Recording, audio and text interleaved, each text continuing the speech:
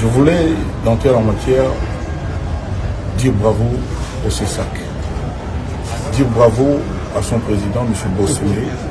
J'ai vu la courtoisie, j'ai vu le respect de l'homme. Et c'est un organe qui devrait être soutenu pour l'intérêt de notre pays.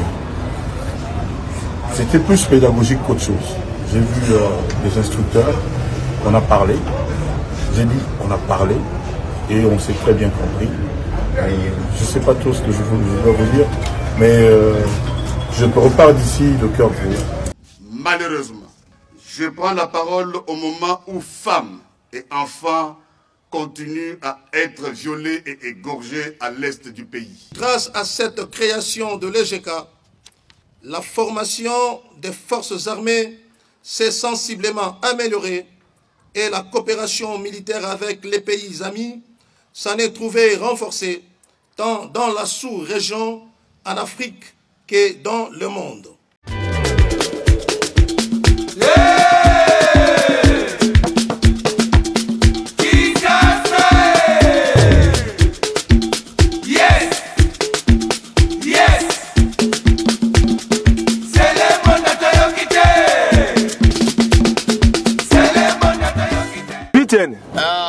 Omeli boni ne sali oboye. Ah, na meli zododo. Omeli zododo putain. Na mela ngo. Omela ngo.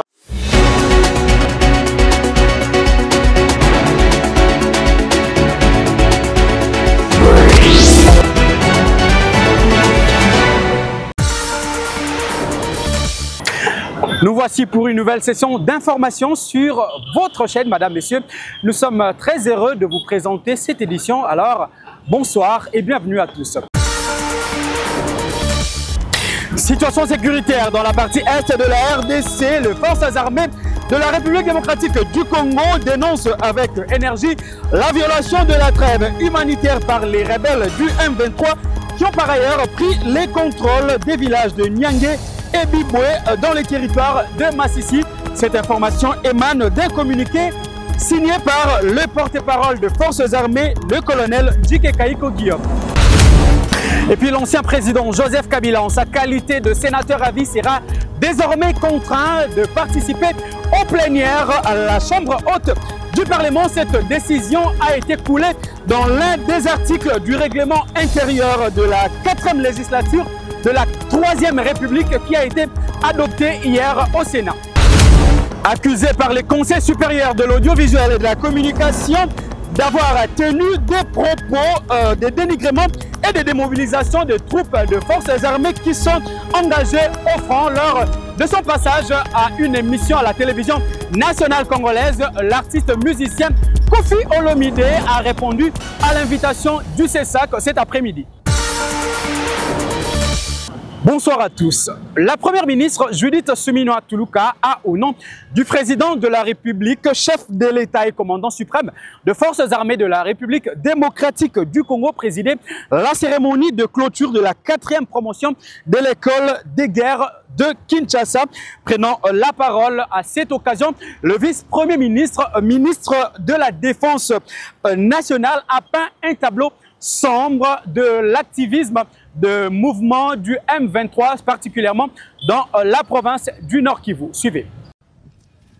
En des moments pareils, prendre la parole pour un vice-premier ministre, ministre de la Défense, serait insatisfait.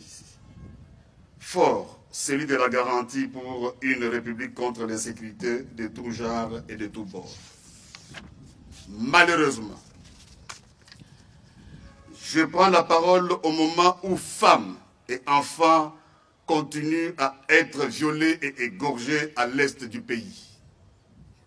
Je prends la parole au moment où une partie de notre territoire est domptée par un agresseur qu'est le Rwanda. Je prends la parole au moment où certains de nos voisins semblent remettre en cause les frontières de la République démocratique du Congo, héritées de la colonisation.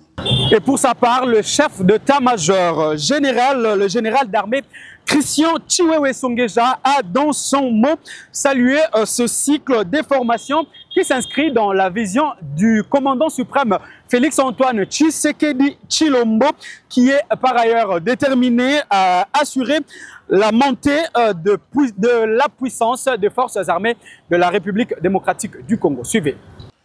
Permettez-moi tout d'abord de rendre hommage à son Excellence, M. Félix-Antoine Tshisekedi Tshilombo, président de la République démocratique du Congo et commandant suprême des forces armées de la République démocratique du Congo, pour son engagement politique dans la création de cette prestigieuse école de guerre de Kinshasa, EGK en sigle. En effet, cet hommage est d'autant plus appuyé que grâce à cette création de l'EGK, la formation des forces armées s'est sensiblement améliorée et la coopération militaire avec les pays amis s'en est trouvée renforcée tant dans la sous-région, en Afrique, que dans le monde. Au moment où nous assistons à cette cérémonie qui, par sa solennité, vient contribuer à la montée en puissance des forces armées de la République démocratique du Congo, il est toutefois recommandable qu'une pensée pieuse soit focalisée sur les vaillants militaires tombés sur le champ d'honneur pour la défense de la patrie et sur la population congolaise qui subit au quotidien les affres de cette guerre d'agression. J'exprime ma gratitude envers la coopération militaire française qui a apporté un soutien multiforme dans la consolidation du fonctionnement, de l'école de guerre de Kinshasa, l'aide concept scientifique des forces armées de la République démocratique du Congo, qu'elle a pu accompagner sans cesse depuis sa création à ce jour. Cette école interarmée du réseau de l'école de guerre francophone, aussitôt créée, a fait d'exceptionnels résultats qui ont confirmé sa mutation à une école nationale à vocation régionale, ouvrant ainsi ses portes aux officiers ressortissants de pays amis tels que la République centrafricaine, le Cameroun, le Congo-Brazza, le Burundi, le Togo, le Bénin, la Belgique et prochainement la France. Dans ces contextes, il importe de souligner que l'enjeu de la formation au sein d'une école militaire est de valoriser les potentiels humains afin de le rendre compétitif, continuer son développement et s'inscrire dans la durée. La formation reste ainsi un facteur stratégique pour l'améliorer, valoriser, accroître et développer les compétences. Elle permet aussi aux militaires d'acquérir les capacités nécessaires à la défense de la patrie jusqu'au sacrifice suprême. C'est à ce titre que j'adresse mes remerciements au cadre de l'école de guerre de Kinshasa pour avoir participé à la concrétisation de ces nobles objectifs en réalisant un travail exceptionnel pour l'intérêt du pays. Je l'avais dit dans les titres, l'ancien président de la République, Joseph Kabila, en sa qualité de sénateur à vie, sera désormais contraint de participer à l'ensemble de plénières au Sénat. C'est ce qui ressort d'une disposition du règlement intérieur de la 4e législature de la 3e République qui a été adoptée à l'unanimité hier mercredi 10 juillet 2024 au cours d'une séance plénière présidée par le président du bureau d'âge provisoire, Pascal Kindwelo. Mardi 9 juillet 2024, La session plénière au Sénat de la 4e législature de la 3e République affiche 2 points à l'ordre du jour, à savoir la validation de mandat des suppléants et l'adoption du règlement intérieur, article par article. Ils sont au total 17 suppléants selon la commission spéciale chargée de la vérification de mandat de ces suppléants, dont 16 sont les premiers suppléants des sénateurs ayant renoncé à leur mandat, tandis qu'un seul est le deuxième suppléant de Gracia Biamba Kazadi, actuel vice-ministre ayant en charge des affaires étrangères. Celle-ci avait désigné son deuxième suppléant pour la remplacer au Sénat. Un seul, car son premier suppléant à la Chambre haute comme à la Chambre basse avait été déjà proclamé député national.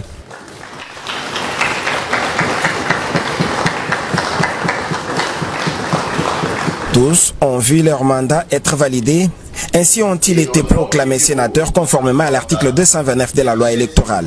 Et au nom du bureau provisoire et au mien propre, je vous présente mes sincères félicitations et vous souhaite un futur mandat. Le rapporteur du bureau provisoire de la Chambre des sages, Ivan Kazadi Kankonde, a été chargé de faire la lecture des articles ayant fait objet d'amendements en vue de l'examen avant de les adopter. 40 amendements ont été formulés sur 309 articles que contient ce nouveau règlement intérieur. C'est le mercredi 10 juillet que 80 sénateurs présents à l'hémicycle sur les 109 ont voté le nouveau règlement intérieur. Merci. À l'occasion, le président du bureau provisoire du Sénat, Pascal Kindelo Lumbu, a salué le travail abattu par l'ensemble des sénateurs, en particulier le membre de la commission spéciale chargée de l'élaboration du règlement intérieur du Sénat de la 4e législature de la 3e République. Chers collègues, voici les résultats de nos votes. Sur 109 membres qui composent le Sénat, 80 membres ont pris part au vote. 80 membres ont voté oui. Aucun membre n'a voté non. Aucun membre n'a voté abstention. En conséquence, les Sénats de la 4e législature de la 3e République votent son règlement intérieur. Et sincères félicitations. Ce nouveau règlement intérieur contient plusieurs innovations, entre autres l'augmentation à 2 du nombre de suppléants d'un sénateur. On y trouve également la loi portant statut de l'ancien président de la République qui stipule, entre autres, que celui-ci n'est pas seulement bénéficiaire de certains avantages, mais le sénateur à vie est également soumis à certaines obligations. Ce nouveau règlement intérieur ainsi adopté sera transmis après toilettage à la Cour constitutionnelle qui devra se prononcer sur sa conformité avec la Constitution conformément à l'article 112 de la loi fondamentale. Du présent règlement intérieur. Et dans le cadre de la diplomatie parlementaire, une forte délégation des sénateurs français du groupe d'amitié France-Afrique centrale, conduite par les sénateurs de la Mayenne, Guillaume Chevrollier, a eu une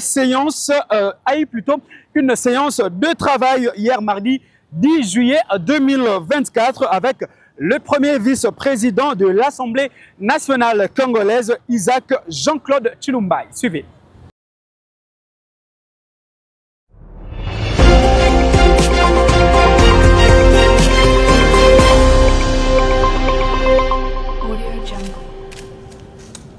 En séjour à Kinshasa, dans le cadre de la diplomatie parlementaire, une forte délégation des sénateurs français du groupe d'amitié France-Afrique centrale, conduite par le sénateur de la Mayenne, Guillaume Chevrollier, a eu une séance de travail le mardi 10 juillet 2024 avec le premier vice-président de l'Assemblée nationale, le professeur Isaac Jean-Claude Tshilumba. Il était question de présenter au premier vice-président de l'Assemblée nationale l'objet de leur visite en République démocratique du Congo. Plusieurs questions relatives relatives à la diplomatie parlementaire ont été évoquées, notamment des questions liées à l'échange d'expériences sur la décentralisation. La République démocratique du Congo a un système bicaméral comme en France et c'était important pour nous d'avoir un échange avec les députés. Les sénateurs français souhaitent que ce soit une relation d'amitié, de coopération parlementaire. Nous, on est dans le cadre d'une mission de diplomatie parlementaire et nous avons abordé des sujets très concrets avec les députés autour de thématiques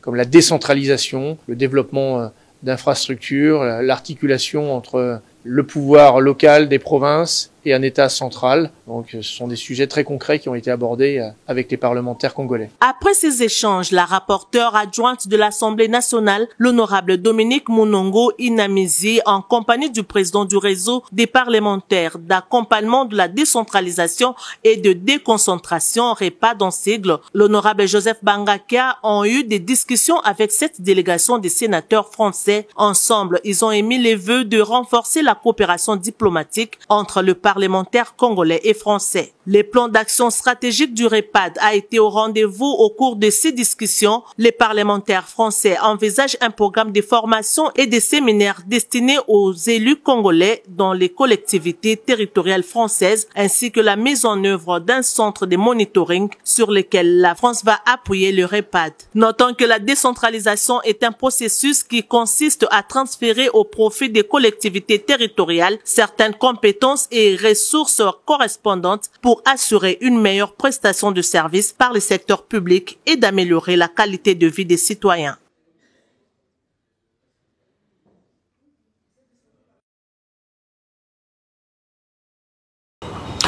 Et pour sa part, le vice-premier ministre, ministre des Transports, Voies des Communications et des Enclavements, Jean-Pierre Bemba Gombo, a présidé une réunion marathon hier mercredi 10 juillet 2024 de midi jusqu'au terre. Dans la soirée, cette réunion a abouti à la signature de la validation du procès verbal de la réunion du 24 juin 2024 entre les bons syndicats de l'Office national de transport, ONATRA, et le groupement Matadi Corridor Terminaux Conteneurs MCTC. Le détail à travers ce compte rendu à l'issue de la réunion. Nous sommes très contents parce que c'était sous la médiation du vice-premier ministre et ministre des Transports et si les chefs de l'État pour trouver une solution concernant la modernisation d'une partie des ports de Matadi, c'est-à-dire la partie TCM, et les exceptions soulevées par les bas syndicales.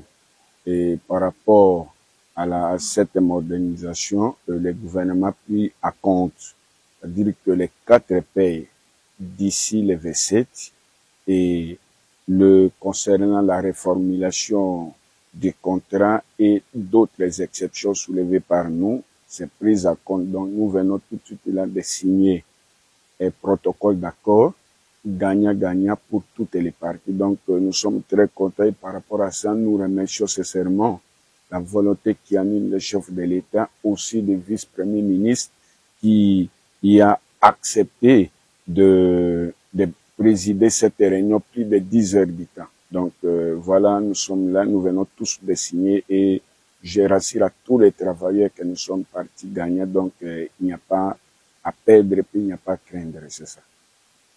Merci beaucoup, c'était très long, comme vous l'avez remarqué, depuis ce matin à 11 heures. Il y avait des points de non-convergence entre la partie qui va prendre le terminal à conteneurs de Matadi et nos partenaires sociaux, qui sont les syndicalistes qui défendent les intérêts des travailleurs. Et là, on voulait assurer tout le monde que cette collaboration qui va s'installer entre le NATRA et les MSD ne puisse pas aller en défaveur de la population congolaise. Et tous ces points de non-convergence ont été élagués et toutes les parties ont signé. Et désormais, la voie est ouverte pour que nous puissions descendre sur le terminal, mais il reste que des réalisations pour la garantie de découvrir le fonds social ou la charge sociale de l'ONATRA et aussi les engagements des partenaires à couvrir certains C'est un préalable notamment à la prise en compte des retraités, la prise en compte des salaires et la garantie plutôt des carrières des gens. Satisfait dans la mesure où ça va apporter un plus dans la modernisation de notre port. Vous savez que notre port est totalement amorti depuis longtemps. On n'a pas modernisé le type de production. Et aujourd'hui, le gage, la continuité de la vie de l'entreprise en dépend. Donc, dans ce sens-là, nous sommes satisfaits. Oui, je suis satisfait. Nous sommes venus aujourd'hui pour répondre à une invitation de son Excellence, Monsieur le Vice-Premier ministre, ministre des Transports et des Voies de Communication et de désenclavement.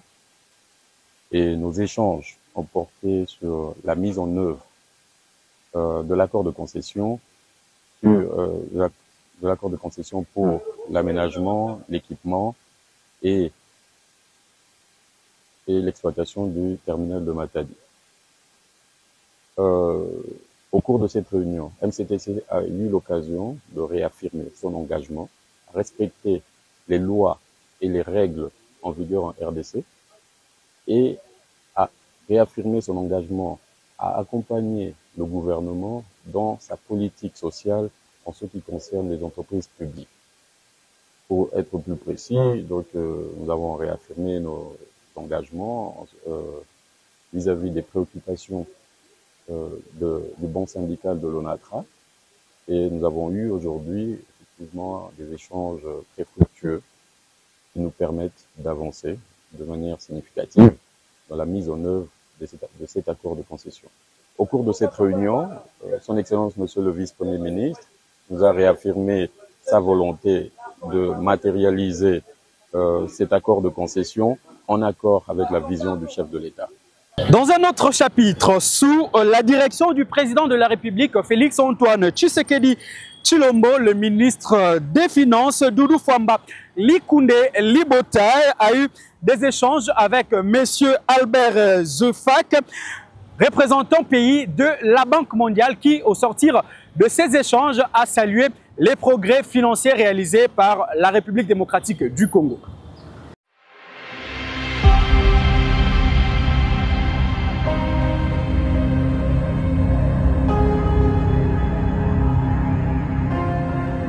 Nous sommes très heureux d'avoir pris du temps pour discuter avec son Excellence Monsieur le ministre des Finances de la coopération entre la Banque mondiale et la République démocratique du Congo. Le ministre des Finances est le gouverneur pays pour la Banque mondiale et c'est donc naturel de travailler avec lui pour savoir quels sont les dossiers les plus importants pour nous à soumettre au conseil d'administration de la Banque mondiale dans l'année fiscale qui est en cours. Nous avons discuté d'un nombre de sujets extrêmement importants, y compris les réformes à mener pour permettre au Congo de réaliser sa vision, permettre au président de la République de réaliser ses projets les plus importants. Nous avons parlé de l'importance du capital humain et de l'investissement que la Banque mondiale peut mettre pour accompagner la République démocratique du Congo à créer, n'est-ce pas, les ressources humaines nécessaires au développement de ce pays. Il s'agit d'éducation, la gratuité de l'éducation, projet phare de son Excellence le Président Tshisekedi, supporté par la Banque mondiale. Nous avons parlé de la santé, financé également par la Banque mondiale, le projet PDSS qui a eu beaucoup de résultats. Nous avons parlé de l'importance de l'infrastructure routière. La Banque mondiale appuie le gouvernement pour la construction des routes et des autoroutes à travers le projet Pacte qui va bientôt s'enclencher pour la route Bujimaï-Kabinda, Bukavu. Nous allons travailler, comme l'a demandé le président de la République, à faire de cela une autoroute. Nous sommes en train de discuter de ces éléments. Nous avons enfin discuté de l'importance du numérique et des réformes macroéconomiques à faire pour avancer l'agenda de développement du Congo, mais aussi à garder un taux de croissance fort, mais une croissance aussi inclusive, une qui passe par la création d'emplois, d'où l'importance aussi des réformes du climat des affaires.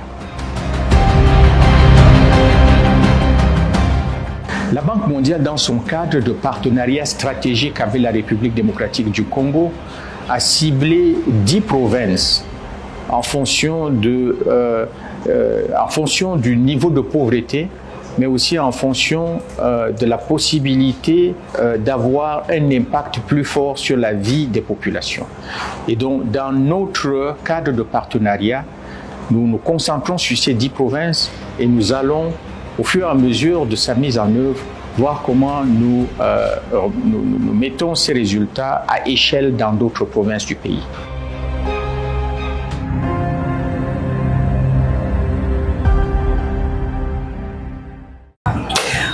Pour résoudre les problèmes de mobilité du personnel de son ministère, le ministre d'État, ministre de la Justice et garde des Sceaux, Constant Mutamba, a remis un nouveau bus à ses agents.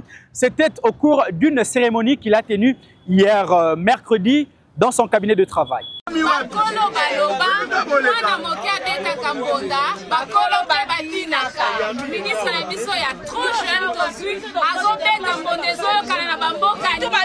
C'est sous une ambiance chaleureuse que s'est déroulée ce mercredi 10 juillet 2024 la cérémonie de dotation d'un nouveau bus aux agents et cadres du ministère de la Justice par son Excellence Constant Mutamba. Peint en neuf, peint en bleu et blanc, ce nouveau bus de marque Tata Motors, doté de 63 sièges, a été offert au personnel de ce ministère dans l'optique de leur faciliter la mobilité. Animé d'un altruisme que l'on ne sait décrire, le patron de la justice a tout d'abord réitéré ses remerciements à l'endroit du chef de l'État et de la première ministre. Ensuite, il a invité les bénéficiaires de ce bus à en faire bon usage. Le chef de l'État nous a nommés pour poser des actions et non pour tenir des longs discours.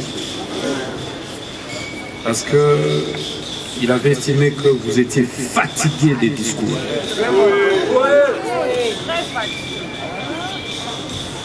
Et c'est pourquoi, après l'état des lieux, je me suis rendu compte que vous aviez un problème de mobilité qui handicapait l'élan du travail qui devait être fait par vous. Et c'est pourquoi, moins d'un mois, j'ai décidé de me mobiliser sans fonds de l'État.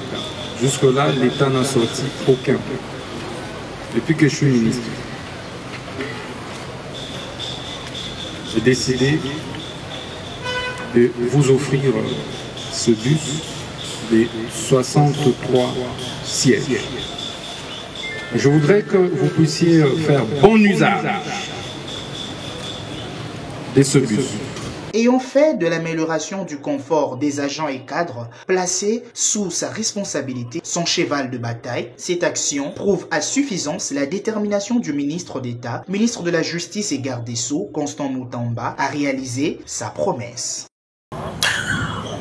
Et puis, la ministre d'État, ministre des Affaires foncières, Kassia Bandoubola Mbongo, a reçu hier dans son cabinet de travail le gouverneur de la ville, province de Kinshasa, Daniel Bumba Lubaki. Ce dernier est venu solliciter l'appui du gouvernement central, particulièrement celui de la ministre des Affaires foncières pour le lancement d'une grande opération dénommée coup de poing visant justement à assainir la capitale congolaise.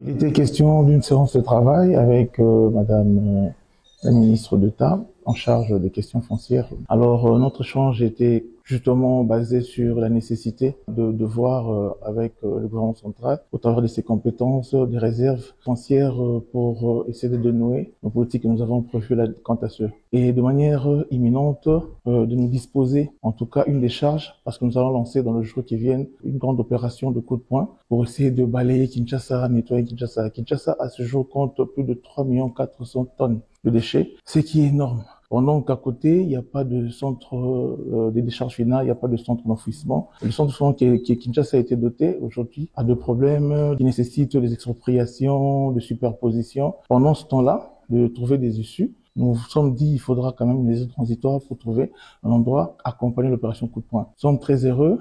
Madame la ministre nous a dit bien d'accompagner cela avec force et elle s'est impliquée pour trouver des solutions pérennes. Non seulement de manière conjoncturelle, mais une réflexion pérenne qui permettra qu'on puisse résoudre la problématique.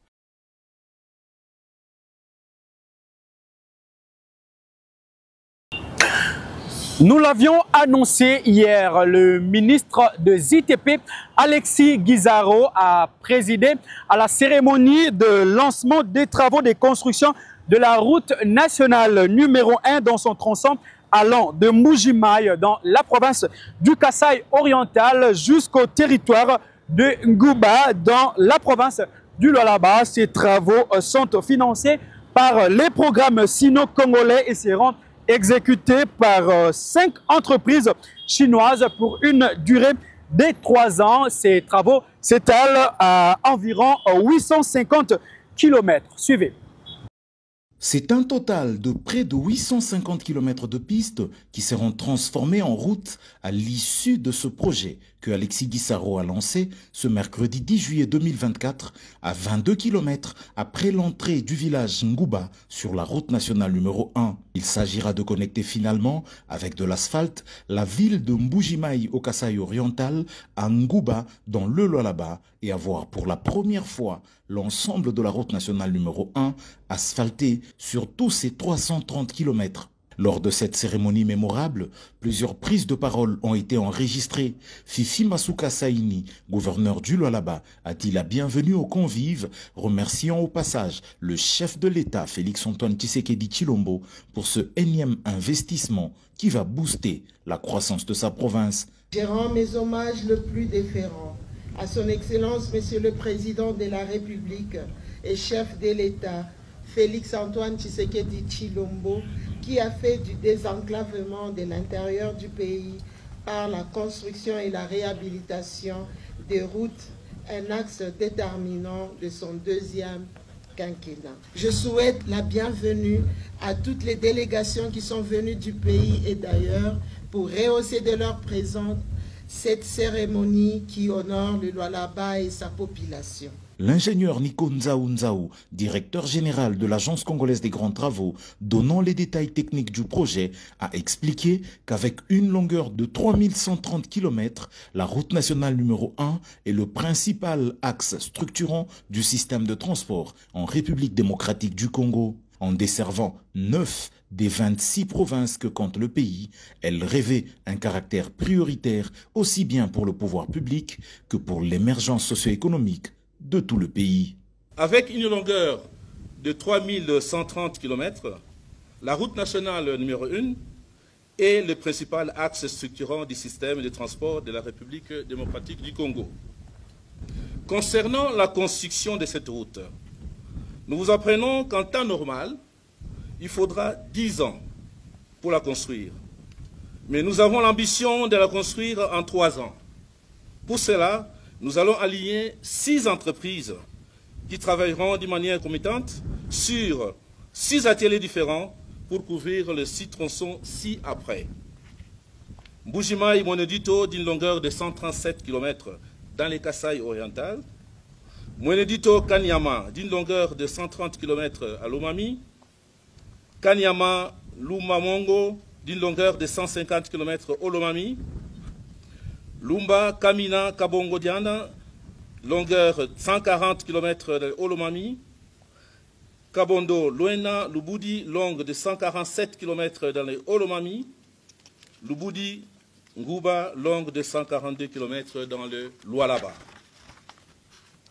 cette route va se présenter de la manière suivante. Une couche de roulement de 5 cm, une couche de base de 20 cm, une couche de fondation de 30 cm, une largeur de roulement de 7 mètres. Des caniveaux et collecteurs dans les zones montagneuses et des traversées de grandes villes et de grands villages. Accotement de 1 mètre en race campagne, 1,5 mètre dans les grandes cités et grands villages. De l'avis du directeur général de l'agence de pilotage, de coordination et de suivi des conventions, le pasteur Freddy Chemboyo dit « Plus jamais le programme sino-congolais ne souffrira des faiblesses du passé car toutes les parties prenantes ont convenu lors de la signature du 5e avenant le 14 mars 2024 de viser des bien meilleurs résultats. » Alexis Gisaro Mouvouni, ministre d'État, ministre des Infrastructures et Travaux Publics, a donné les assurances que tous les projets qui bénéficient du financement du programme sino-congolais ne s'arrêteront plus jamais en chemin, mais seront par contre exécutés jusqu'à achèvement, car le financement est sécurisé. Le chef de l'État ne les oublie pas.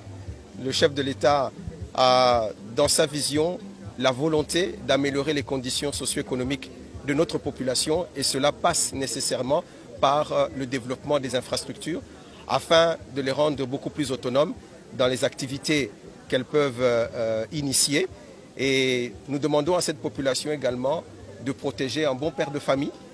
Nous avons demandé à la gouverneure qui a bien voulu nous accompagner dans cette cérémonie qu'elle soit également l'œil du gouvernement par rapport aux travaux tels qu'ils vont s'exécuter, mais aussi à toutes les autres structures intervenantes, telles que l'Agence congolaise des grands travaux qui fait le pilotage technique de cet ouvrage, de ces ouvrages, mais également tous ceux qui contribuent à la bonne réalisation et à la bonne fin de tous ces programmes d'infrastructures que nous avons. Il s'en est alors suivi le lancement symbolique des travaux au moyen d'une pelleteuse par le ministre des Infrastructures et Travaux Publics, assisté de Madame le gouverneur de province. Cérémonie précédée de la bénédiction du projet par les autorités coutumières de la région. Pour rappel, le 22 juin et le 3 juillet de l'année en cours, d'autres travaux du programme sino-congolais ont été lancés. Il s'agit des travaux de construction des rocades sud-est et sud-ouest de Kinshasa par le président de la République et des travaux de construction de la route Kananga-Kalamba-Mbouji par le ministre d'État, Alexis Gisaro. Parlons situation sécuritaire à présent, Madame, Messieurs, à travers un communiqué signé et rendu public ce 11 juillet 2024 par le colonel Djike Kaiko Guillaume, porte-parole de l'armée congolaise dans la province du Nord Kivu. L'armée congolaise dénonce avec dernière énergie la violation de la trêve humanitaire par les rebelles qui ont par ailleurs pris les contrôles des villages de Nyangé et Biboué dans les territoires des Massissi. Ces communiqués renseignent cependant que ces mouvements du M23 soutenus par les Rwandais visent à maintenir les populations déplacées dans des conditions humanitaires atroces.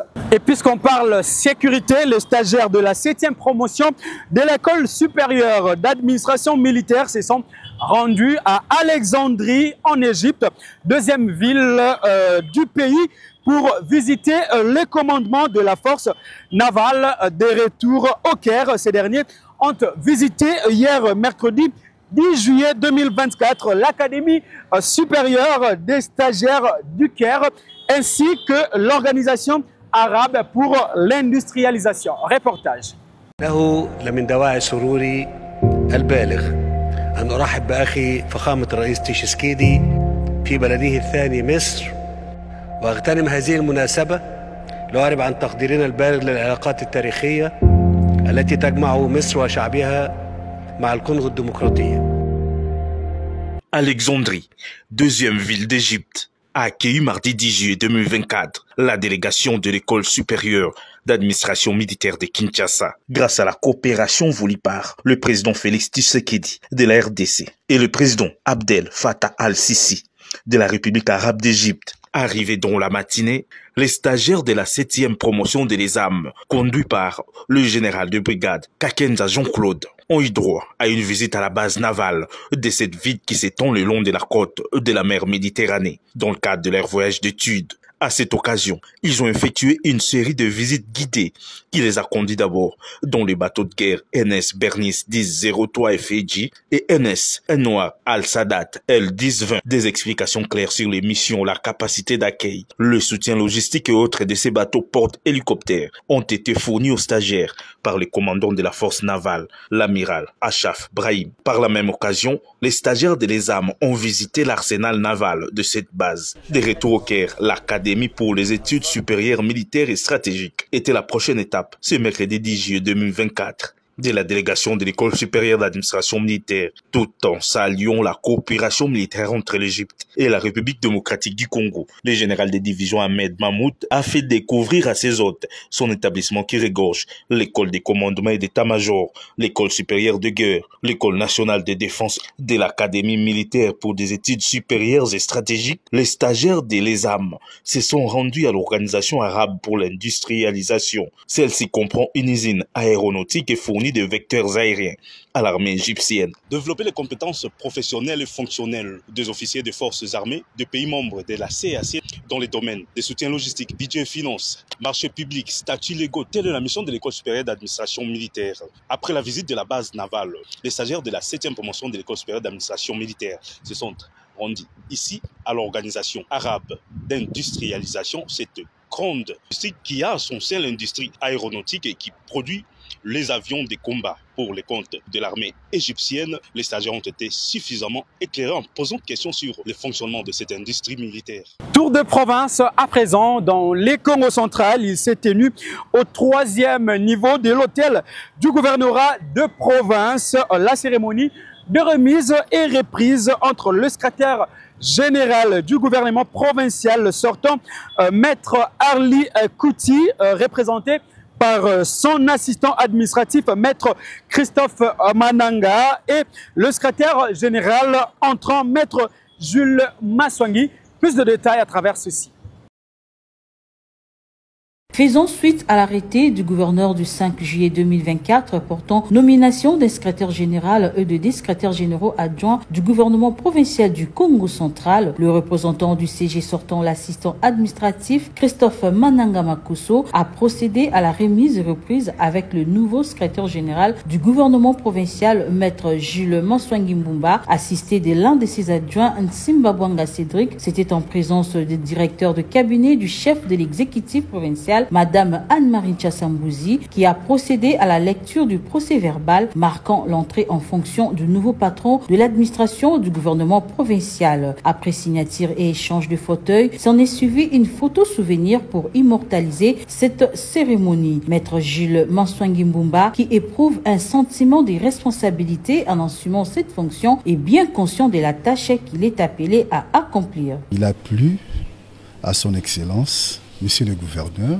Monsieur Nkwanga Maswangi, Bilolo Grasse, de jeter son dévolu sur ma modeste personne afin de présider au destiné du secrétariat général. Je ne peux pas le décevoir, il faut que je l'accompagne et il faut que le gouverneur réussisse son mandat pour l'intérêt de toutes les filles et fils de la province du Congo central. Nous allons faire ce qui sera notre possible pour rendre efficace le fonctionnement du secrétariat général. Signalons que le nouveau CG Maître Gilles Maswangi Mbumba, avocat de son État au barreau de Kinshasa-Gombe, a immédiatement tenu une réunion de prise de contact avec tout le personnel de son service. À Kinshasa, le directeur général de Metrokin a été reçu en compagnie de certains de ses collaborateurs à l'agence congolaise de grands travaux. Lors de cet entretien, Nico Nzaou, directeur général de cette agence, a promis que sa structure va collaborer au projet avec l'équipe du projet Metrokin, notamment dans les domaines des études. Suivez. Au cours de cette séance de travail, Nico Nzaounzaou, directeur général de l'Agence congolaise des grands travaux, et son hôte Eric Onepunga Yongo ont convenu d'un partenariat dans le domaine des études pour la réalisation du projet Métrokin qui vise la modernisation du transport ferroviaire dans la ville de Kinshasa. L'Agence congolaise des grands travaux va contre-vérifier les études déjà réalisées avant le début effectif des travaux. La rencontre qui a eu lieu au siège de la direction générale de la CGT a connu 3 présentations. La première, faite par la cellule de visibilité, communication et relations publiques de la CGT, a présenté ce service public avec ses ambitions et atouts. Une deuxième présentation, faite par la direction des études et développement, a mis en avant les équipements dont dispose cette entreprise. La dernière présentation, œuvre du directeur général de Métrokin, a permis à la partie ACGT d'en savoir un peu plus sur les missions de son nouveau partenaire qui vise entre autres à résoudre l'épineuse question des embouteillages à Kinshasa. Eric Onepunga Yongo, dont la structure a déjà bouclé les études du projet, demande donc à la CGT d'en faire une évaluation, étape cruciale avant le lancement des travaux. Les premiers protocoles d'accord entre nous et la CGT pour son accompagnement ont été signés en 2015.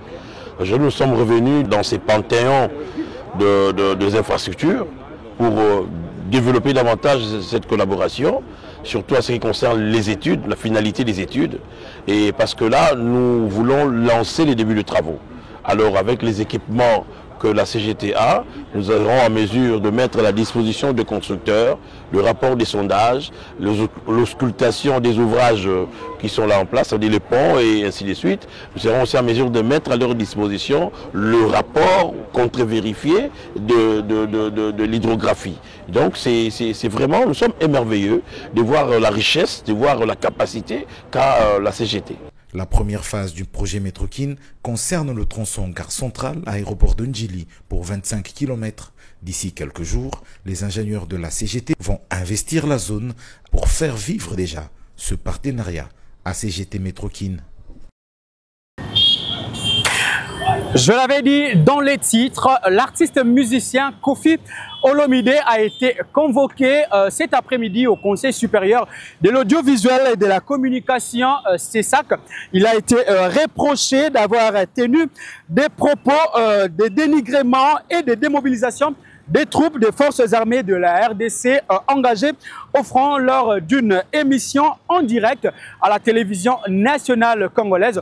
Après s'être entretenu avec le responsable du CESAC, l'artiste Kofi Olomide a livré ses impressions à travers ceci. Donc, Thierry, je voulais, d'entrer en matière, dire bravo au CESAC. Dire bravo à son président, M. Bossélé. J'ai vu la courtoisie, j'ai vu le respect de l'homme et c'est un organe qui devrait être soutenu pour l'intérêt de notre pays. C'était plus pédagogique qu'autre chose. J'ai vu des instructeurs, on a parlé, j'ai dit on a parlé et on s'est très bien compris. Je ne sais pas tout ce que je dois vous dire, mais je repars d'ici le cœur pur. J'ai retenu que le chanteur Kofi Olomide est aussi l'ambassadeur de la culture du Congo. Et à ce titre, il devrait peut-être distiller un peu plus de diplomatie dans son discours. Et en sport, pour finir, les comités de normalisation de la Fédération congolaise de football, l'association FECOFA, étaient reçus par les gouverneurs de la province du Haut-Katanga, Jacques Kiabula-Katoué. Les échanges étaient cordiaux et ont tourné sur l'état dans lequel se trouvent les infrastructures sportives dans cette province. Suivez. Le chef de l'exécutif provincial Jacques Kiabula-Katoué a accordé son hospitalité ce lundi 8 juillet 2024 aux membres du comité de normalisation conduit par leur président Dieudonné Nsambi Nsele Loutou, venu pour assister au championnat du football féminin organisé dans le Haut-Katanga, précisément à Lubumbashi. Un moment pour l'autorité provinciale Jacques Kiabula-Katoué et ses hôtes d'aborder toutes les questions liées au football congolais et les projets mis en place pour améliorer ce sport roi en RDC. Oui, en ce qui concerne les équipes représentatives, nous avons informé son Excellence de la démarche que la Fédération a entreprise auprès des autorités gouvernementales pour que nos équipes puissent être accompagnées financièrement par le gouvernement. Elles représentent le pays, donc il est important que l'accompagnement soit effectif. On a beaucoup de problèmes. Déjà, les dirigeants eux-mêmes se sont impliqués pour que le championnat se joue dans des conditions assez difficiles. Il y a eu des élections, il y a eu d'autres problèmes. Il fallait quand même que nous puissions voir dans quelle mesure solliciter du gouvernement un appui financier pour les aider à mieux représenter le pays aux compétitions africaines. Pour certaines difficultés rencontrées, le président du CONOR a affirmé que le gouvernement national s'y met déjà pour trouver des solutions durables. C'est la fin de cette édition d'information, mesdames, messieurs. Si vous nous avez pris en cours de diffusion, voici l'essentiel à retenir. Les forces armées de la République démocratique du Congo ont dénoncé cet après-midi avec dernière énergie le non-respect par les régimes de Kigali de la trêve et l'attitude belliqueuse légendaire de ces pouvoirs à vouloir maintenir les populations déplacées dans des conditions atroces en les privant entre autres à l'accès humanitaire. Et puis l'ancien président de la République, Joseph Kabila, sera désormais contraint de participer aux plénières du Sénat en sa qualité de sénateur à vie. Cette décision a été coulée dans les règlements intérieurs qui a été adopté hier à la Chambre haute du Parlement.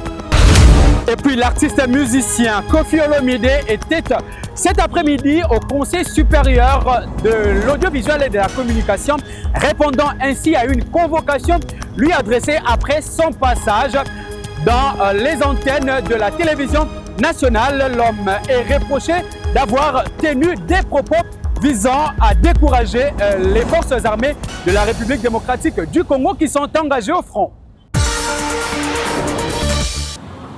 Voilà, c'est ainsi que s'achève cette édition d'information que j'ai eu un réel plaisir de vous les présenter. Merci également à la grande équipe qui m'a accompagné, Aristote Ndombele à la technique et Richard Mayassi à la coordination.